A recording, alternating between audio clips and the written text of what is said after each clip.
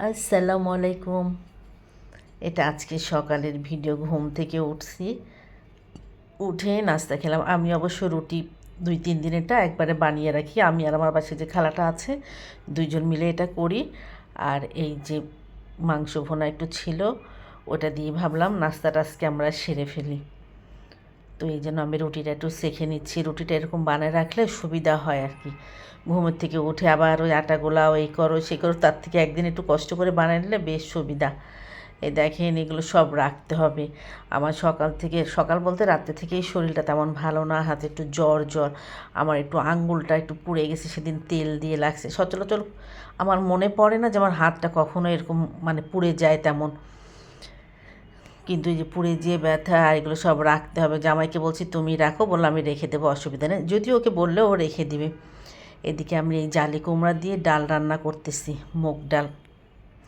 এত মজা হয় এই মুগটা। একদম হালকা মশলা, আমার কাছে যদিও একটু হলুদটা পড়ে গেছে বেশি, তা নাহলে হলুদটাও কম দিলে আরও ভালো লাগে আর কি। দেখতে তো খুব সুন্দর লাগছে দেখেন, কিন্তু এটাকে আমি বাগার দেই হচ্ছে ঘি দিয়ে।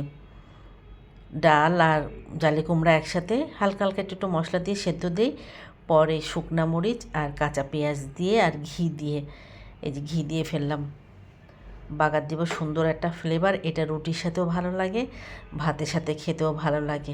আজকে সারাদিন এগুলোই করছি আর কি।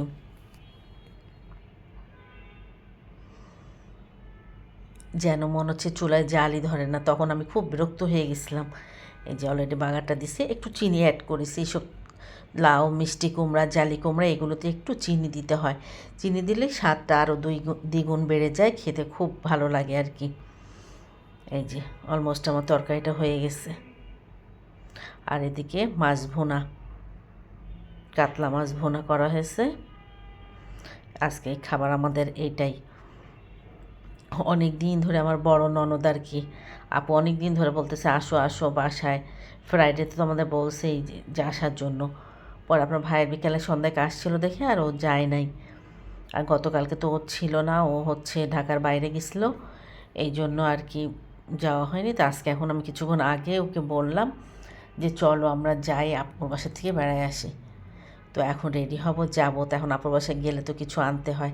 এ দেখেন আমার ছেলের রুমটা, আসি না তেমন এই রুমটা, খুব হয়তো একবার আসা হয় এরকম। যেহেতু এই রুমে তো কেউ থাকে না তেমন, পয় পরিষ্কারও তেমন কিছু নেই। আর তাছাড়া আমার তো খালা আছেই, উনি করে।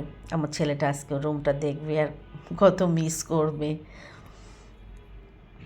এখন কিছু করার নেই, জীবনে বড় হতে গেলে অনেক কিছু ত্যাগ করতে হয়।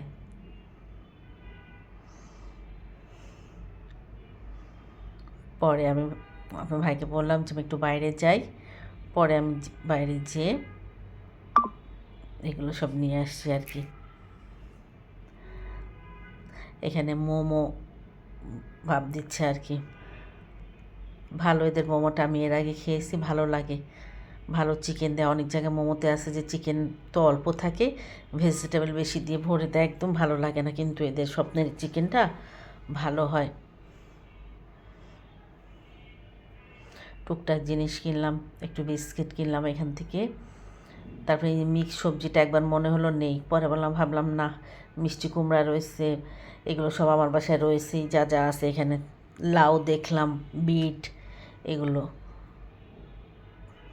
আর ফল তো আছেই বাসায়, এই জন্য আর আমি এগুলো কিছু নেই নাই। এটা ম্যাগি মশলা, এটা ছেলে দিতে বলছে আমাকে, এখন না, যদি ইনশাল্লাহ কেউ যায় তখন এই ম্যাগি মশলাটা দিব, এই জন্য আমি আগের থেকে এখন কিনি নাই। আর আপুর বাসার জন্য একটু ফ্রুটস কিনলাম। এসব নিয়ে পরে আমি বাসায় আসছি আর কি। এই যে এই অলিভটা নিয়েছি, খুব ভালো লাগে আমার খেতে, আবার পিৎজার ভিতরে দিলেও ভালো লাগে। তারপর আবার একটা মাশরুম নিলাম, তাড়াতাড়ি একটা পিৎজা বানাবো, পিৎজাতে নুডলসে দিলে বেশ ভালো লাগে। মাশরুমটা আমার খুব পছন্দ, খুব মানে খুবই ভালো লাগে মাশরুম খেতে। তারপরে এই যে নুডলস, রামেন নুডলসটা নিলাম। খুব ঝাল হয়, আপনাদের ভাই খায় না, আমি নিজেই খাই। যারা যারা খেয়েছেন তারা তো জানেন এটা ঝাল হলেও কতটা মজা, তাই না? বেশ অনেক মজা এই নুডলসটা। পাস্তা নিলাম, করবো মা, একটু রাখা লাগে, কেউ গেস্ট আসলে বা আমরাও রান্না করি, এগুলো জিনিস তো আবার আমার ছেলের পছন্দ, পাস্তা নুডলস এগুলো ওর খুবই পছন্দ। এই যে আমি অলরেডি বাসায় চলে আসছি, এখানে ফল টল নিয়ে আসছি, একটু পরে আমরা দুজন বেরিয়ে যাব আর কি। সবাই ভালো থাকবেন, আল্লাহ হাফেজ।